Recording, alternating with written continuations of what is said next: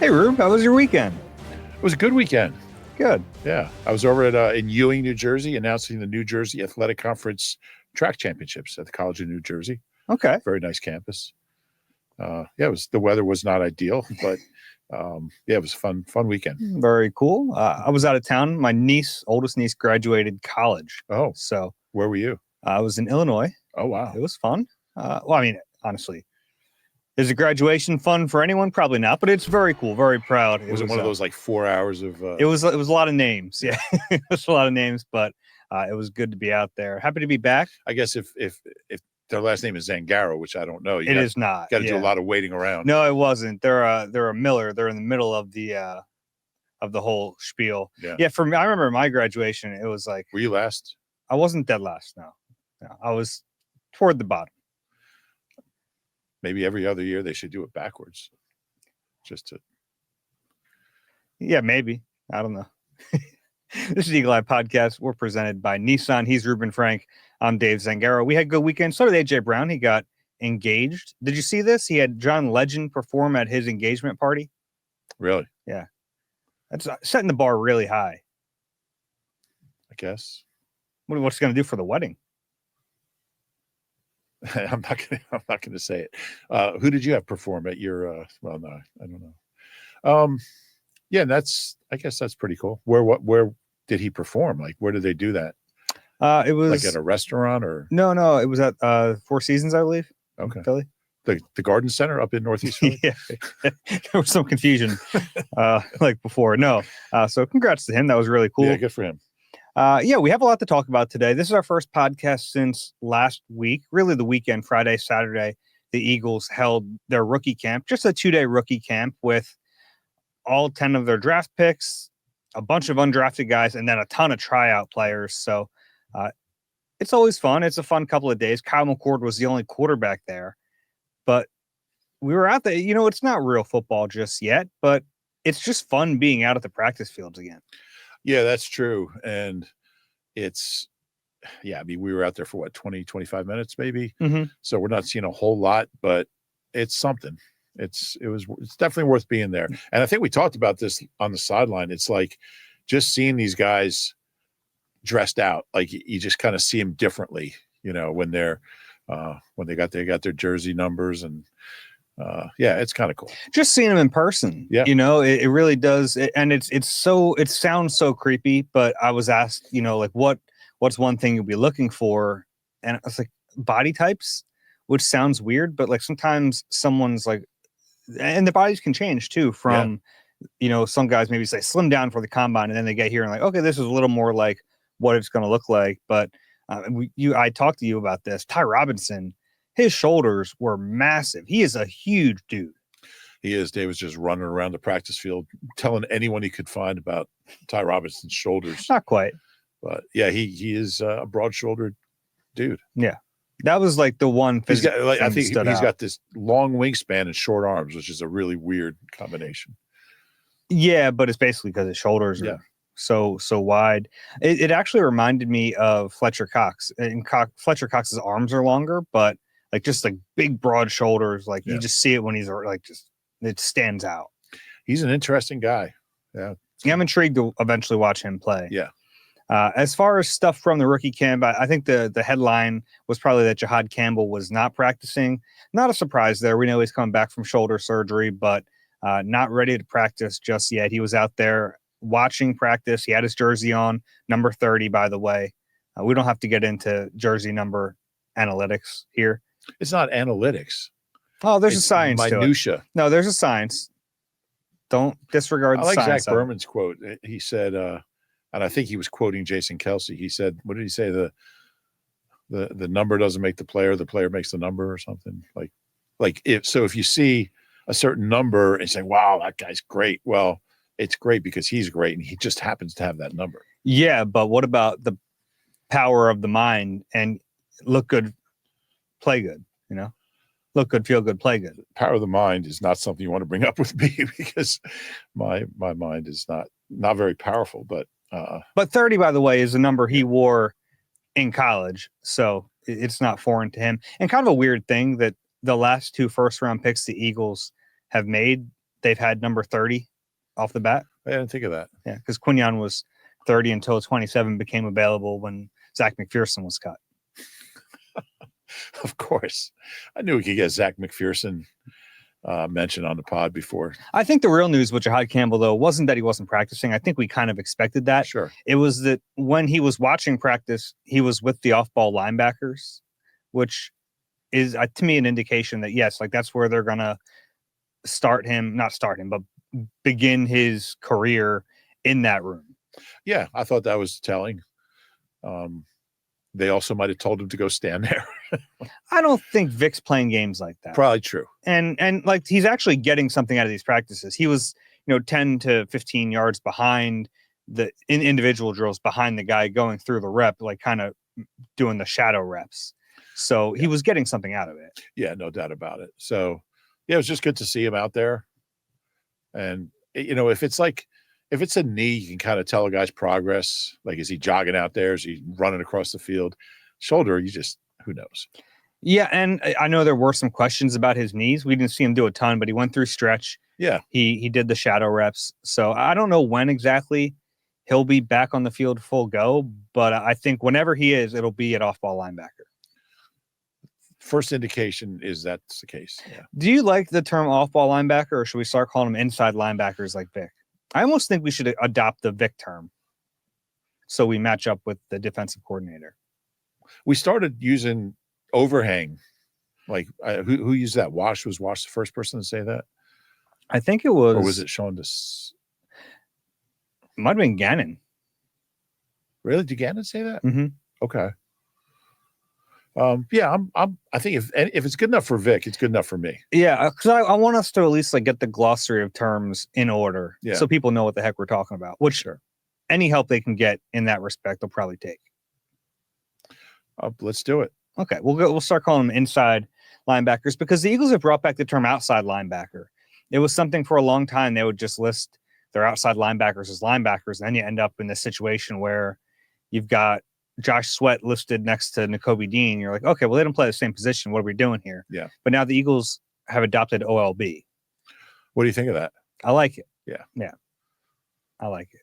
I still think we can probably break down OLB and defensive end a little better. Yeah.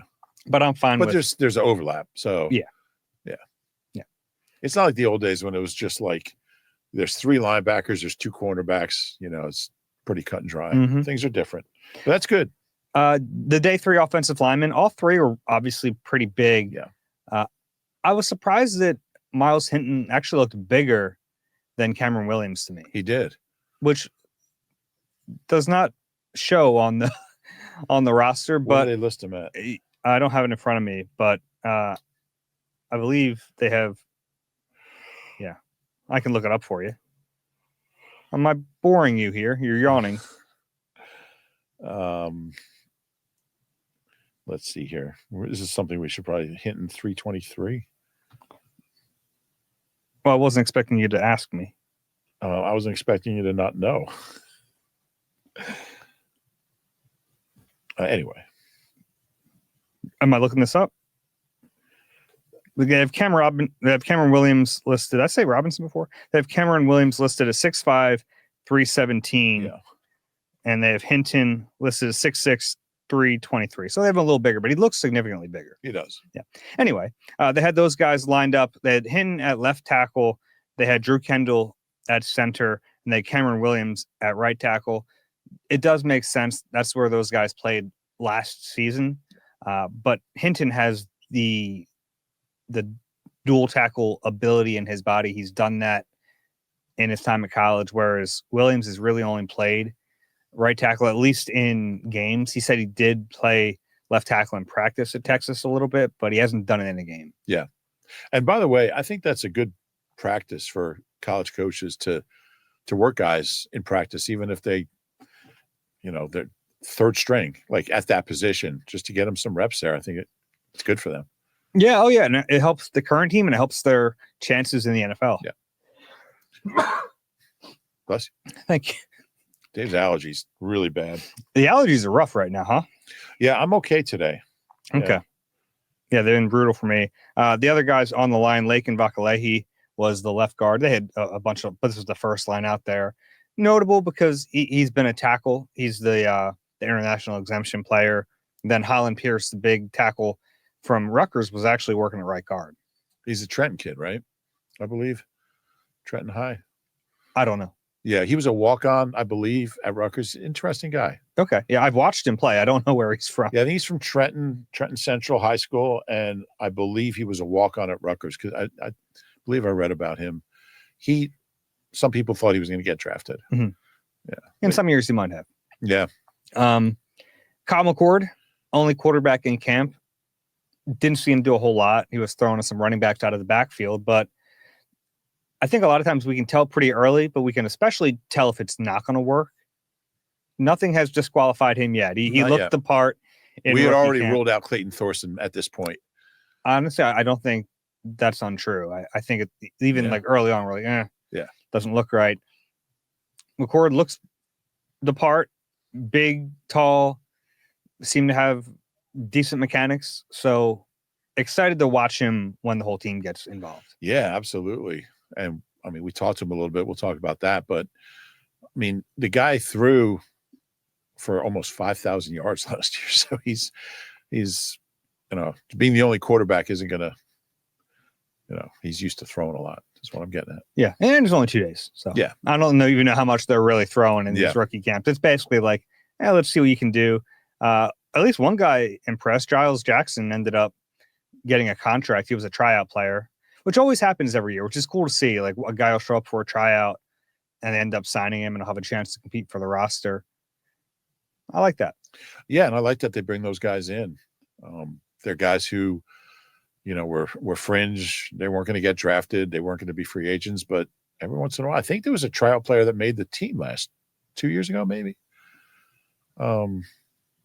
Maybe one of the corners was on the roster for a while. It was a tryout guy. I should probably know this before we start the podcast. Yeah. I should probably look that up, but I did not. Okay. But I will. I'll have that information by our next pod. I promise. There's zero chance you remember. No, I already wrote myself a notification. Okay. We talked to a bunch of the rookies before practice. Yeah. Anything that stood out to you? Well, McCord, it's a great story. I wrote about it yesterday, I guess. He was an 8th grader at Harrington Middle School in Mount Laurel when Boston College actually made him an offer, which I didn't know that was a thing, that you could offer a guy in 8th grade. The irony is that the coach that offered him is now his quarterback's coach. And the funny thing is, and he told us that, and then he went to St. Joe's Prep the next year. He didn't know about the offer till he got to high school, because I guess they didn't want to tell him. They didn't think he was good enough. They didn't think he was ready, which he kind of agreed with. But he said he was a pretty good 8th grade quarterback. I don't know what you're looking for. I don't even do they actually scout 8th grade games? How does that happen? I think you just kind of know, if the kid's that good, I guess. But it was a pretty cool story, and they kept in touch. He said they talked like 3 times over the past year during the season, which is unusual for a coach who's not coaching that kid. And they watched film together on Zoom. Pretty cool story. Yeah, I would think Scott Loeffler had a lot to do with him getting drafted here. I would think so. Yeah. You have that resource in your building who's really followed his college career and has a better understanding of the person. Yeah, they use all those resources. Yeah, somebody asked him, what have been your impressions of him? And he's like, well, I've known him for 10 years since I was 16, 8 years. And he talked about how emotional it was hearing him on the call, how he makes the call, then Nick gets on, and then the position coach gets on.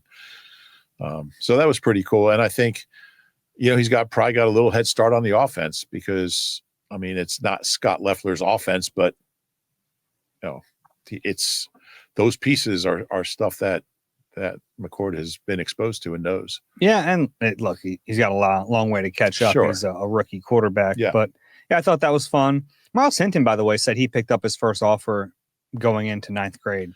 Yeah. So I guess not only McCord. With big guys, maybe it's I don't know. I never knew about this whole world of middle school football stars. So I guess I have to learn about that. Well, it probably didn't hurt that Hinton was the son of Sure. A 13-year NFL pro who has been a Hall of Fame semifinalist, which is something he talked about, just that, his dad never really tried to pressure him into playing football. And I love the story that Miles told about his dad had a scar on his leg, and he told him it was from wrestling an alligator. And he's like, he got a little older. He's like, wait a second, that's not what that is. But he never saw his dad play. Yeah. His last game was in 1995. Miles wasn't born until 2002. So he kind of learned about how good his dad was at football well after the fact. Yeah, it is pretty cool. And good for his dad for not pushing him, to do what he did and letting him find his own way.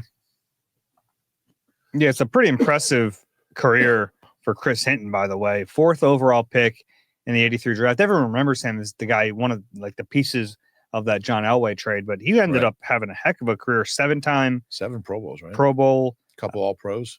First team All-Pro once, second team 2 times. Yeah, a really good career. Has been talked about as a Hall of Fame candidate.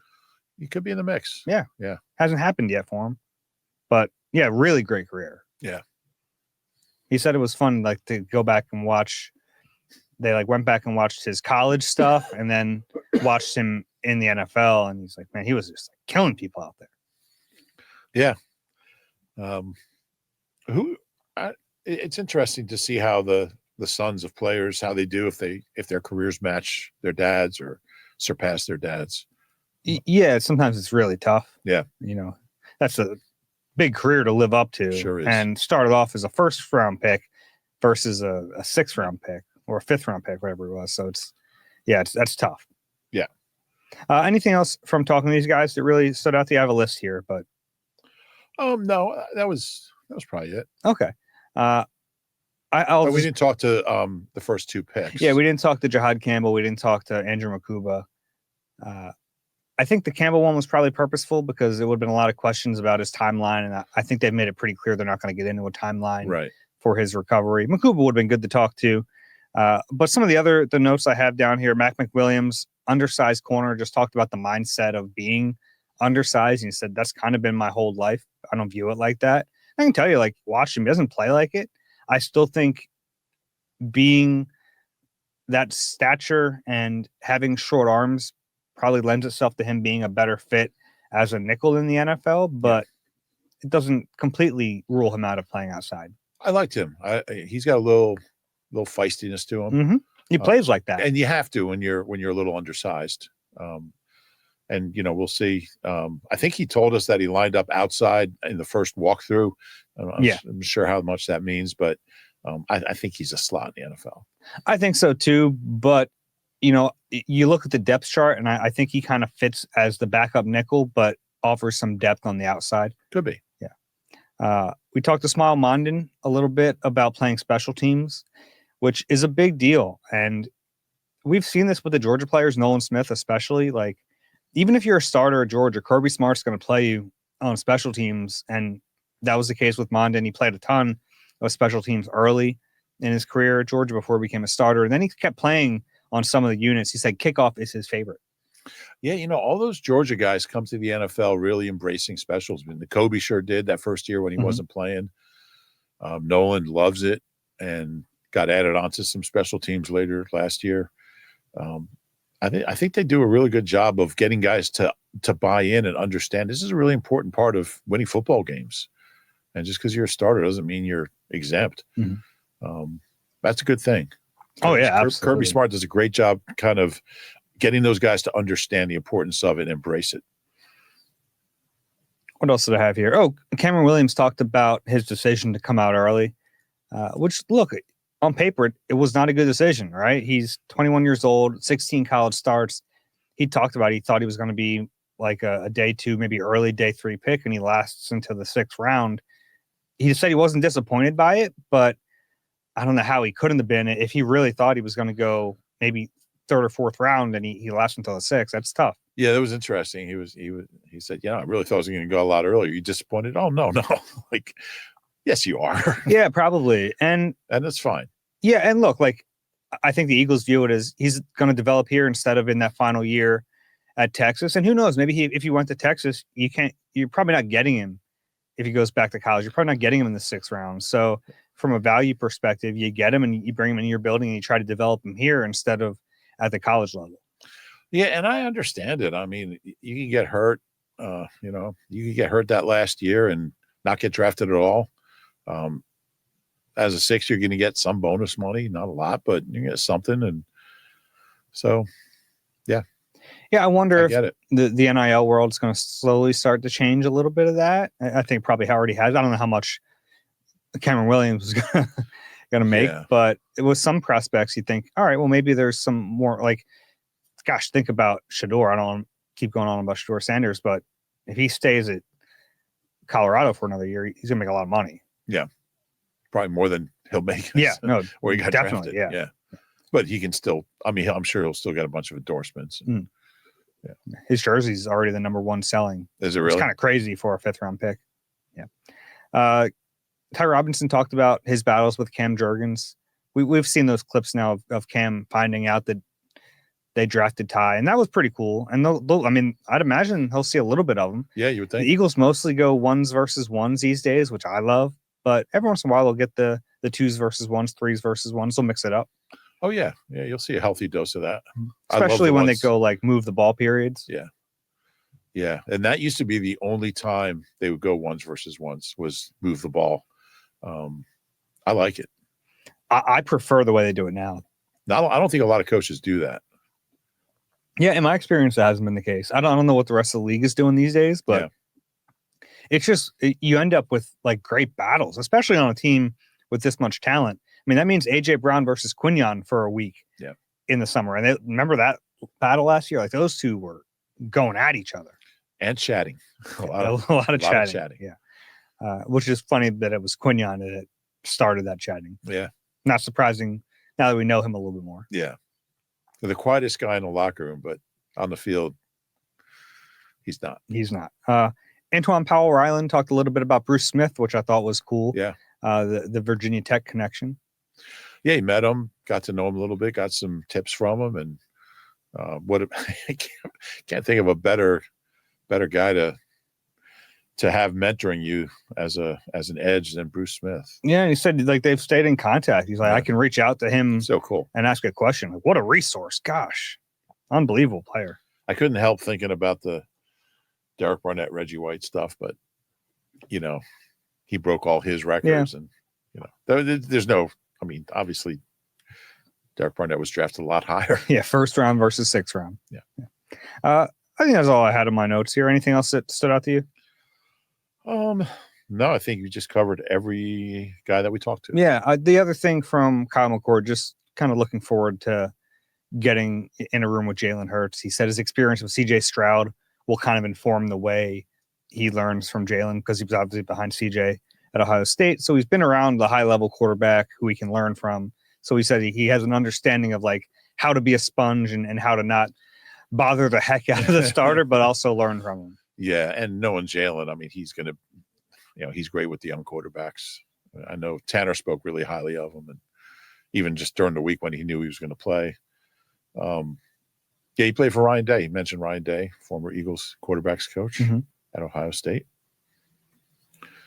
I asked him about he threw more passes than anybody in the BCS last year, and I think that I asked him about that and what the benefit of that is, and he said, we've seen everything. Like, I've seen every coverage. I've seen everything that quarterback can see. He said it really helps prepare you for the NFL because whatever you see out there, you've seen already. That's fair. Anything else from rookie camp? I don't think so. Okay. A lot of the guys who got drafted to the Eagles, a person who played a big role in that was Anthony Patch, leaving the organization after 2+ decades. Yeah. Yeah, really rare to see a guy in that role. And he's had a bunch of different titles, but just one of the top scouts in the organization for 23 years. Has he been? Yeah, so there was a little, the chip stuff, I think he was gone for a little while, but then brought back pretty quickly. Yeah. Over 20 years is fair. Howie just spoke really highly, always spoke highly of him. Whenever he was mentioning front office guys, scouts, he was always at the top of the list. To survive that long under a GM, and gosh, he was here. He wasn't here before Howie, but he was here before Howie was GM. speaks really highly of him. Yeah, Patch was senior director of college scouting.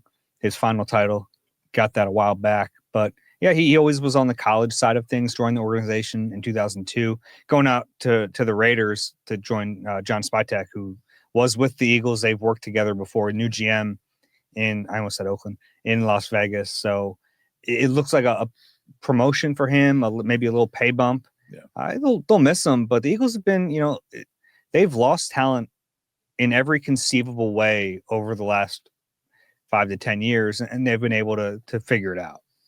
Yeah, and Howie has talked about just how much of a priority it is to scouts, and he's got he's got names ready all the time, guys that he likes and that he respects and have a good body of work, and he keeps having to draw from that list and hire new people. And I mean, I think, look, Howie will be the first to tell you that their scouting and drafting success the last 5 years is not all him. And you need, those college scouts, those regional scouts and area scouts, and all the way up to the top guys, they've got to be good, and they have been. And he keep losing them, and he keeps replacing them. And we talk about having an eye for talent. You got to have an eye for scouting talent, and he clearly does.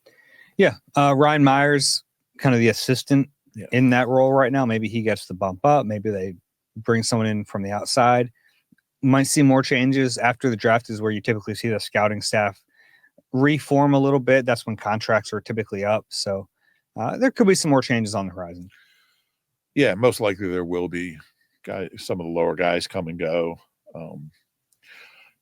They've done so much promoting from within in that scouting department that you would think there's a good chance that he will get that job. But they've also done a good job of bringing in people too. Yeah, and a lot of times they bring in the people at the lower titles, and they move up, and then they get other jobs.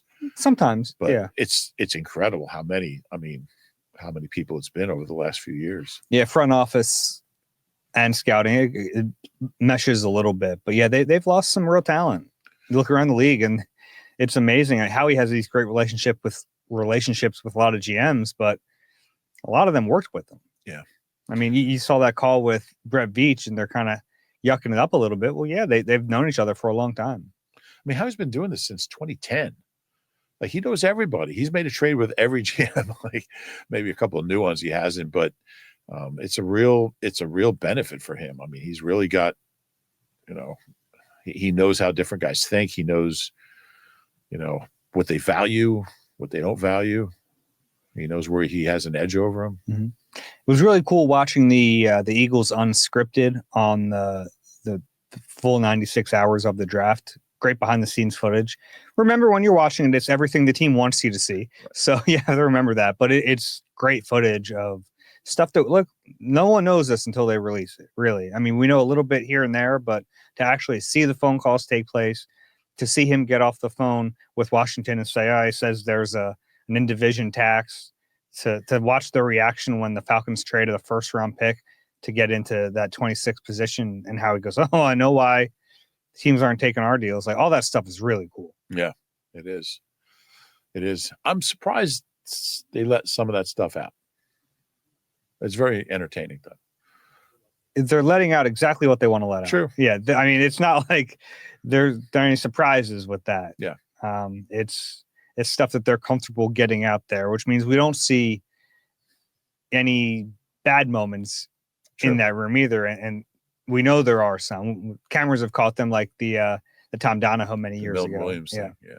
There are those moments too, but it's also cool to see him on day 3 of the draft it's his favorite day. I don't know if it always was, but man, you can tell now he comes in the day 3, like, energized, and he wants everyone to be there with him. And, they drafted one guy in day 1, one guy in day 2, 8 guys in day 3. So now Jahad Campbell and, Andrew Makuba will probably have more of an impact, especially not having a 3, than the other guys. But I mean, some of those guys they drafted on day 3 are going to be players for this team. They're going to be significant players for this team. So those picks are huge. They're really important. I think he really loves the 6th and 7th rounds. He's done really well in the 6th round. I was looking at some of his 6th round picks. Oh, yeah. I mean, obviously Kelsey, but that was probably an Andy Reid pick as much as a Howie pick. But yeah, they've done well there. Yeah, I mean, to get Jordan Mailata in the 7th. Jalen Mills. Jalen Mills was the 7th. That's right. Yeah. All right. Let's take a little break. On the other side, I want to get into some winners and losers from the draft who are already on the roster, and then we'll answer a bunch of questions as well. You deserve a car that thrills you, a car that puts goosebumps on your goosebumps. At Nissan, we've got everything from turbocharged SUVs to 100% electric vehicles that'll make your heart beat faster. Experience the thrill for yourself and shop your local Nissan store and NissanUSA.com today. We're back on the Eagle Eye Podcast presented by Nissan, Reuben Frank, and Dave Zangaro. Rube, I did this list last week. I wanted to go through it with you, see if there's anyone I missed, if you disagree or agree with some of these names. Just winners and losers based on the way the draft unfolded. And we'll start with the winners. I think Moro Ujima is a big winner because even though they drafted Ty Robinson, we thought there was a real possibility they'd take one in the first or second round, and they didn't. Yeah, you're right. And I like this concept. Every draft pick is going to affect somebody on the roster, a couple guys on the roster. But yeah, I would agree with that. I mean, he's very clearly the third guy there right now. And yeah, I think there was a good chance he would have been the fourth. Yeah, no matter what, he was going to factor into the rotation. It's just Sure. a matter of like where in the pecking order would he be? If they drafted, say a Derek Harmon or whatever, they drafted one of those first round guys, he's probably the 4, and his role doesn't increase as much. But now I think he's in the position where he can probably play a lot more than the 388 snaps he played last season. Yeah, I would think they'd probably want him close to 30 snaps a game, which I think is doable. Yeah, definitely a winner. Tyler Steen. And this one comes with the caveat that I also listed him as a winner this time last year because that was before they signed Mekhi Becton. Even after they signed Mekhi Becton, I don't think we really knew that he was going to play guard. So, yeah. Did you think he was going to play guard? No. Okay. The way you No, I'm just trying to remember when we knew about that. It wasn't until Landon missed some early days in training camp. Right. And they put him at left guard first. Right. Yeah. Yeah. And then we were probably out there be like, wow, he can actually do this. Yeah. But Steen, I mean, they waited until day 3 to draft an offensive lineman. They didn't draft anyone who was a pure guard. True. They drafted a couple of tackles. Maybe they can play inside. They drafted a center who they hope can maybe play guard, but hasn't done it at the college level. So yeah, they brought in some guard types in their top 30 visits. And we thought, okay, well, maybe if they draft one of these guys, he can get in that mix. And that didn't happen. Yeah. Yeah. I mean, I guess on paper, yes, he's a winner. I still don't think he's going to be the starting right guard on opening day. Who is? I don't know. Someone else. Okay. You're just taking the field. Yeah. Someone on the roster? I'm going to say no. Interesting. Okay. I could be dead wrong. It's just my hunch. Yeah, I mean, based on the way last year went, I understand that. I don't know if they have a candidate in-house as strong as Becton. Oh, yeah, I wouldn't think so. Yeah. I mean, unless you want to put Lane there and you hit right tackle. Yeah, we'll see. I'm just not sold at him. I'm not sold on Kenyon Green. We'll see. Matt Pryor? I like him better at guard than tackle, but I don't know. That's a reach, maybe. Okay. Keely Ringo as a winner. They drafted a corner, but in the 5th round, and he's more of a nickel, at least a nickel body. I think Keely is right now the front runner to be that starter opposite Quinyon Mitchell. Totally agree. And I think they'll mix up the reps. I think there's a chance Adoree Jackson could be the first guy out there. I don't know. That's an interesting one because Adoree has the experience, but Ringo's been here longer. Yeah, I'm going to take Keely for the first snaps. Okay. I've been a little surprised how the Eagles have talked about Adoree Jackson. I think Howie said he has his best football ahead of him. He did say that. I don't know how you feel that way when he's basically saying he hasn't been very good. He's 30 and he's been a starter before, and he wasn't by the end of his time with the Giants. Maybe they're going to like ask him. They're obviously like the defense is going to be a little different here, so maybe they think he's a better fit. But he also told us what a good year Zach Cunningham had. Yeah, but that was after the fact. That wasn't right after he signed the guy. Yeah, I think Howie just gets carried away sometimes. Maybe. Yeah. Jalix Hunt, to me, a clear winner. Sure. They drafted. It depends on, I guess, how you view Jahad Campbell, but I'm of the belief Campbell's going to begin his career as an as an inside linebacker. So, yeah, they didn't draft a pure edge, and I thought there was a chance they would. Well, they did eventually, but in the 6th round. Yeah, well, I'm pretty bullish on Jalix Hunt. How could you not be? Yeah, I think he's going to be really good. It's funny, him and Morrow are kind of in the same boat where like we started to see it last year, and man, I think there's another level for both of them. Yeah, and they were both playing their best at the end of the year. But I mean, the progress Jalix made from the start of the year to the end of the year, he's a different guy. Mm-hmm. I mean, he was probably the most improved player on the team from day one when I don't think he was even playing. He was a healthy scratch in week 1. Yeah, he didn't even play in the opener until the Super Bowl. I mean, different human. So it's exciting to think where he could be. That's a fun idea to think about.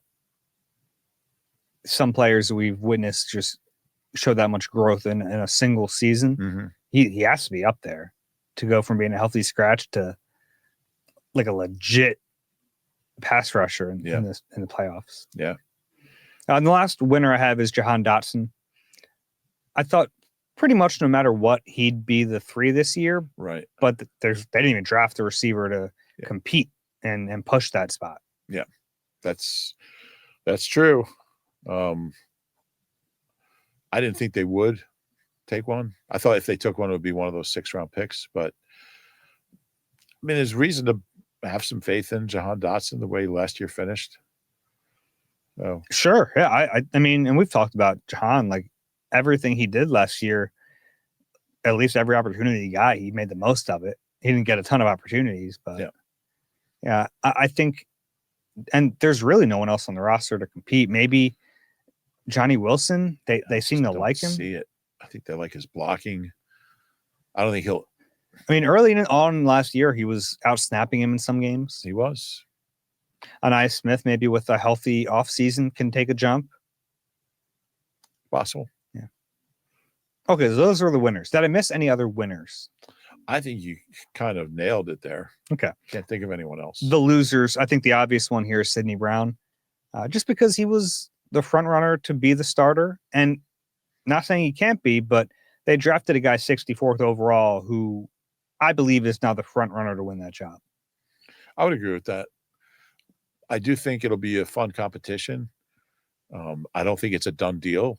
I think Sidney's got some experience. He's going to be coming in healthy. And he's a competitor. I mean, he's going to, if he loses that job, it's not going to be without a fight. So I think that's going to be a fun battle to watch. That's the battle I'm most looking forward to. Yeah.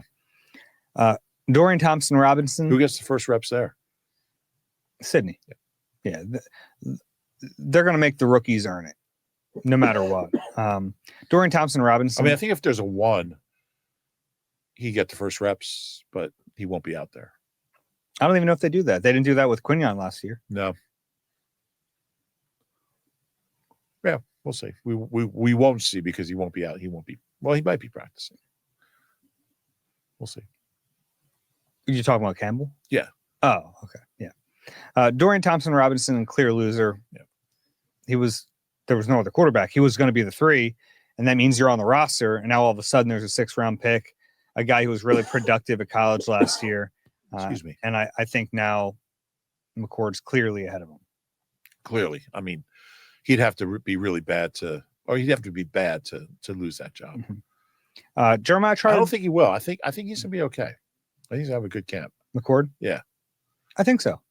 Yeah, I'm excited to watch him play. Yeah. Jeremiah Trotter Jr. This is all with the belief that Jod Campbell's mostly going to be an inside linebacker. There you go. In his first camp. So, I think Trotter probably would have lined up as the starter next to Zach Bond, assuming Nakobe Dean's not healthy for the start of camp, which we don't know, but that's kind of the premise I'm working under right now. And look, I think Trotter's still going to obviously be on the team, and right. But if Campbell's healthy, they're probably going to put him out there. Yeah, I think so. And then I have Nakobe Dean down as a loser. And this one was like tough to put down because it's like, it sucks that we have to do it because he was playing so great last year, but torn patellar tendon is a serious injury. And now he's entering the final year of his rookie contract. So it's not even just like a short-term loser. This is more like a long-term thing. I think they would love to get Nakobe Dean back on the field because then you know how he plays next to Zach Bond. Then you can really utilize the versatility of Jahad Campbell. But what if Campbell starts the season as an inside linebacker next to Zach Bond and just looks really good and never gives that job back? It's possible. It's an intriguing situation because Nakobe was so good. He was so good before he got and everyone hurt. loves Nakobe in that building too. So like no one wants to see that happen. But it's an injury that there's unknowns there. There's just unknowns. We don't know when, and we don't know what he's going to look like as a player when he does come back. It's an injury that can have lasting impact. So, and I think it's probably fair to say Jahad Campbell, as an inside linebacker, has a higher ceiling than Nakobe, just based on the measurables and the athleticism. I would probably agree with that. And it doesn't mean he's going to reach that. And Nakobe was playing at such a high level. I don't want to lose sight of that. Yeah. But you're talking ceiling. Ceiling, yeah. Sure. But I don't know how much better Nakobe can be than the 16 games he played last year. He was great. Yeah. So, we'll see what happens there. I think ultimately this year they'd love to get Nakobe back on the field, and then that gives them a lot of flexibility to really use Campbell in different ways. But if he needs to play there out of necessity at inside linebacker and be a starter, and he's really good, which I think is possible, I don't know what that means for Nakobe long-term entering the final year of his deal. Yeah. And if you do have Nakobe, it enables Vic to do more with Jahad. And it would mean you get to give him the green dot back, which is something he excelled at. Yeah. I would imagine Zach Bond will have it if Nakobe's not ready for the season. That would make sense. He took over last year, and you don't want to put that on a rookie. No. Yeah. Anyone else a loser that I missed? I don't think so. Okay. Yeah. All right, want to move on and get to some questions here? Yeah. If you have a question for us, it's eagleeye@nbcuni.com. The QR code is on the screen. If you're watching on YouTube, you can scan it and send us a question that way. Let's start with Jack here. That's his name, Jack here? No, I'm saying we'll start with Jack here on my paper. Hey, I'm Jack. I'm a junior at the University of Cincinnati, and I listen to your podcast while I work out. I'd like to know what UDFAs have a chance at making the roster. The Eagles usually have one or two to make the roster each year. I like Maxon Hook, play with Quinyon Mitchell, and I think he could beat out Tristan McCollum for that fourth safety job. What UDFAs do you think will make the roster? Are Toledo and Cincinnati in the same conference out there in Ohio? Probably not. I'm just wondering if he saw him play, like against Cincinnati. I don't think so. No, Toledo's in that MAC or something. They're in the MAC. Yeah. Yeah, I mean, a lot of people thought pretty highly of Maxon Hook. He was kind of projected as a 5 or a 6. Mm-hmm. So it's a good name, and certainly a position where there could be a spot. Yeah, I think when we're talking about which undrafted guy could make the roster, and by the way, none did last year. Right. There were 0. I think it's as much about position as it is talent level. Sure. He's kind of like figure out, all right, well, where could they use a body? So like Holland Pierce, the offensive lineman from Rutgers, as intrigued as I am by him, and he's massive. They just drafted 3 day 3 tackles or 3 day 3 offensive linemen. So the chances that an undrafted kid is going to jump them isn't great. It's not great, but it's better than if they were 4th round picks or 3rd round picks. Okay. Yeah. He's huge. Was he 6'8", 345? Something like that. Hook's supposedly a great special teamer too. So that certainly, if you're going to be that guy, you gotta help out on. So if you're a safety coming in as an undrafted guy, you got to really show up on special teams. I think he will. I think running back is a position where sneakily you could. I kind of thought they were going to draft a running back, and they didn't. They signed to Shunderick Powell from Central Arkansas and Montreal Johnson from Florida. Johnson is the one to me that I'm a little intrigued by. So 5'11", 215. Yeah, has pretty decent speed. I think he's one who could push for a spot. And look, AJ Dillon, he didn't play last year, so we're all just. I was going to say Will Shipley. You could say was a winner, just because they didn't take a running back. Yeah, and I think there's also a chance that Will Shipley could be ahead of AJ Dillon this year. I don't think that's crazy. Yeah, I mean, AJ Dillon's career arc has been steadily down. His yards per carry, then the injuries. I think it's a long shot. I mean, he had a couple of pretty good years, but for the Packers, but I don't have high expectations of him. Yeah. And like we mentioned, Giles Jackson, tryout player from Washington, ends up making the team, and he'll have a chance to, at receiver too. Like, I don't think Anaya Smith is a lock for the team. I think Johnny Wilson's ahead of him because he has something that they really value in that blocking ability. I don't think Anaya Smith is definitely on the team. I don't think either of them are definitely on the team. Okay. Yeah. But I would agree that Johnny's ahead of him, but I'm not sure how big a lead it is. So let me ask you about numbers here. Terrace Marshall, former 2nd-round pick who the Eagles signed, wearing 46 as a receiver. That doesn't mean anything to you? It means that he's wearing 46. Okay. It doesn't affect his play at all. Not that it affects his play, but does it show you what the organization thinks of him? It might have been the only number left. Okay. And, Howie's not assigning the numbers. The equipment guy is. Yeah. So I think the equipment guy saying, well, he's a long shot. I think he is a long shot. But I'll tell you what, if they drafted a receiver in the 1st round, they're not giving him 46. He could be a big Doug Plank fan. You know who Doug Plank is? I don't. So Buddy Ryan's 46 defense, you've probably heard of. I have. Which one writer said was called the 46 because there were, 4 defensive linemen and 6 defensive backs. But it actually got its name. I'm not going to say who it was. Got its name from Doug Plank, who was the safety in Buddy's defense with the Bears. He wore number 46. And he was like the hybrid guy that, could cover and support the run and blitz. He was one of the key guys. Doug Plank wore number 46, and that's where the name came from. Okay. I like that. And he was not a receiver, though. He was a safety. Yeah. A little better for a safety. He now owns a chain of Burger Kings in Chicago area, I believe. Okay. I should have stopped by this weekend. Oh, yeah. How close were you? Did you fly to Chicago? Yeah. Good old O'Hare. Yeah. Next question. Hello, Dave and Reuben. How is known as zig when others zag? And we look to be attempting to save cap space for the future. We all assume that the new safety, Drew Makuba, is here to possibly replace Sidney Brown. However, isn't Reed Blankenship due for a new contract at some point soon? With his play, could he be looking at a good payday?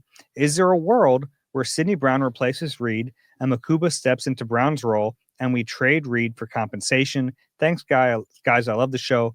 I listen all the time. Before we answer this, I got 3 different versions of this question about Reed Blankenship and whether or not he's a lock to be here long term and whether he's a lock to even be the starter this year.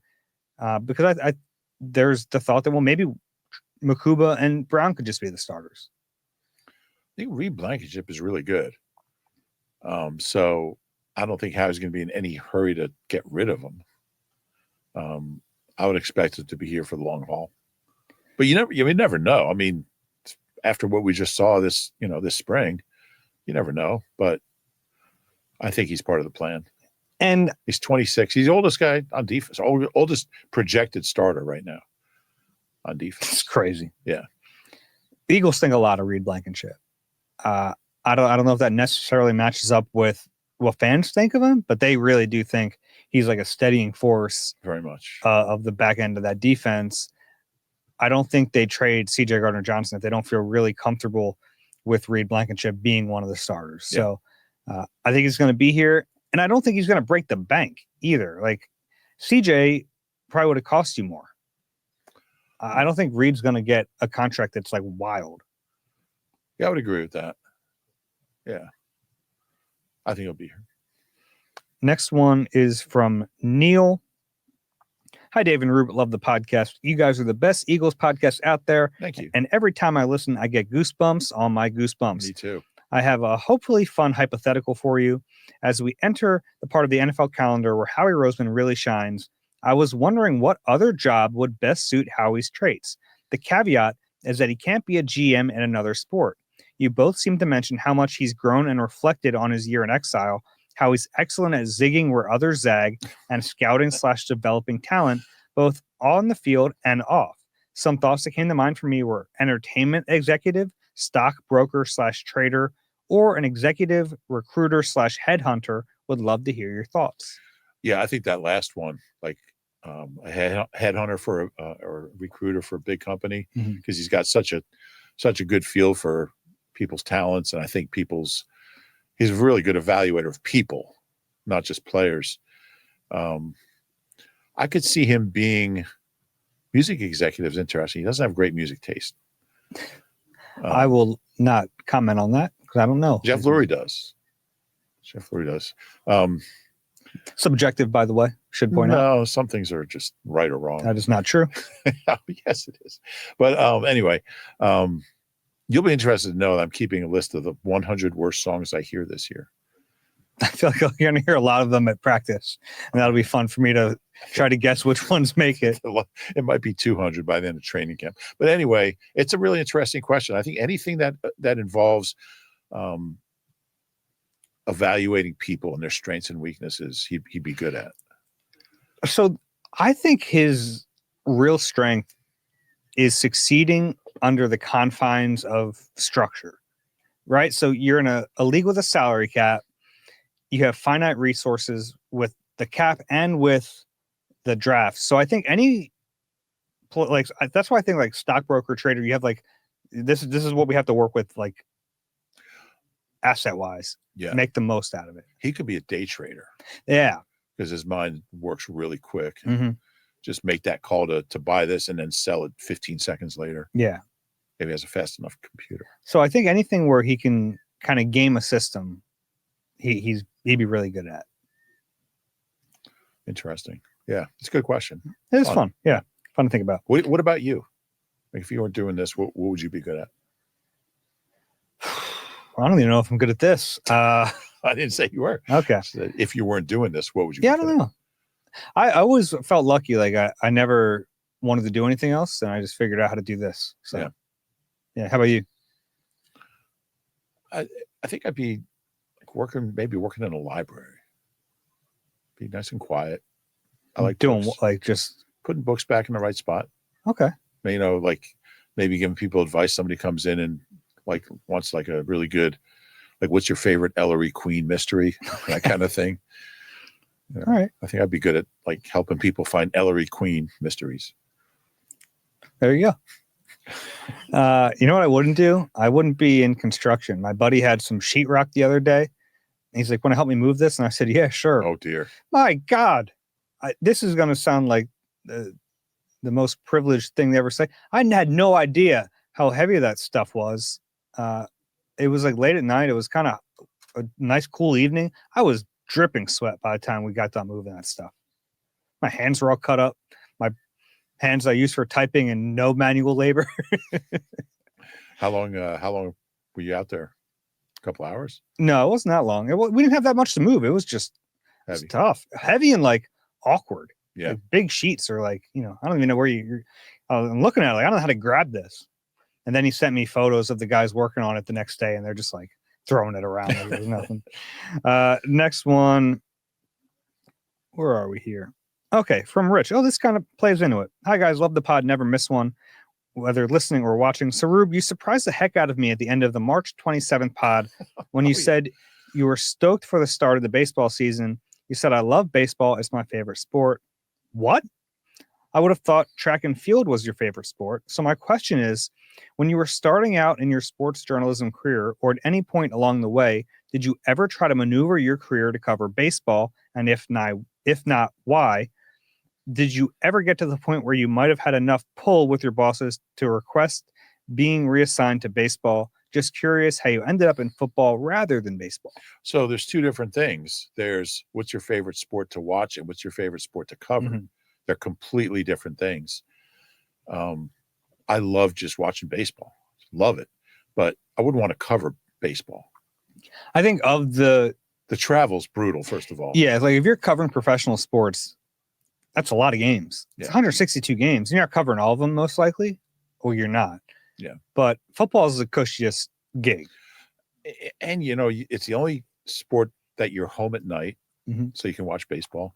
And it's what I love about covering football is that you have 6 days between games to actually write stories about people, really interesting stories. And, we both gravitate toward the same type of stories, just what's interesting about this person, what's unique about him.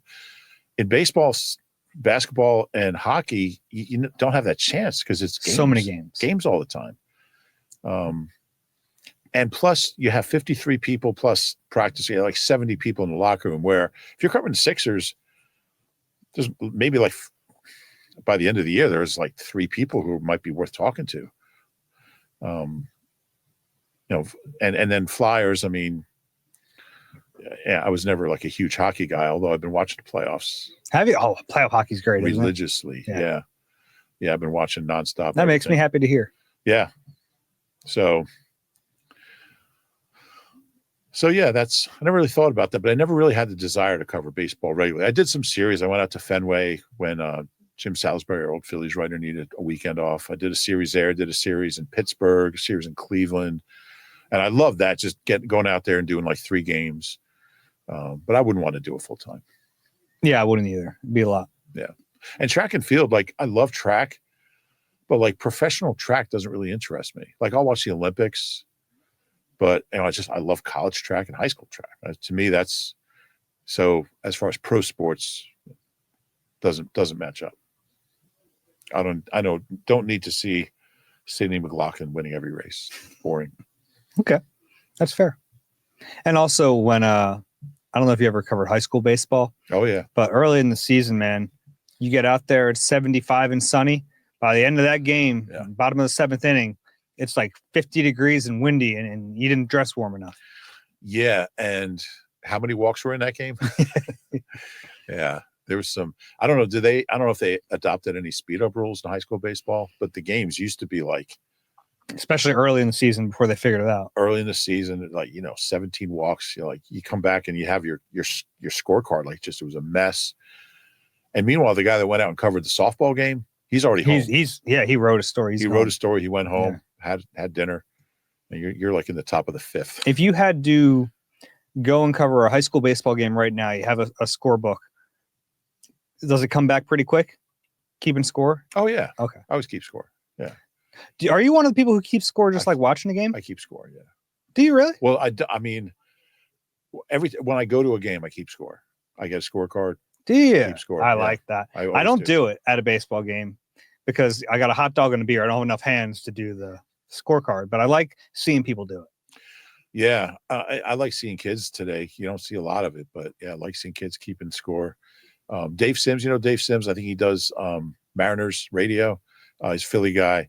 He always posts like there was like a 15-11 game and he posted his scorecard and it was like all color coded and it was so neat. I think like everyone has their own little system of I have a good system. Well, it came from playing like Stratomatic and Appa. I would score all those games as a kid.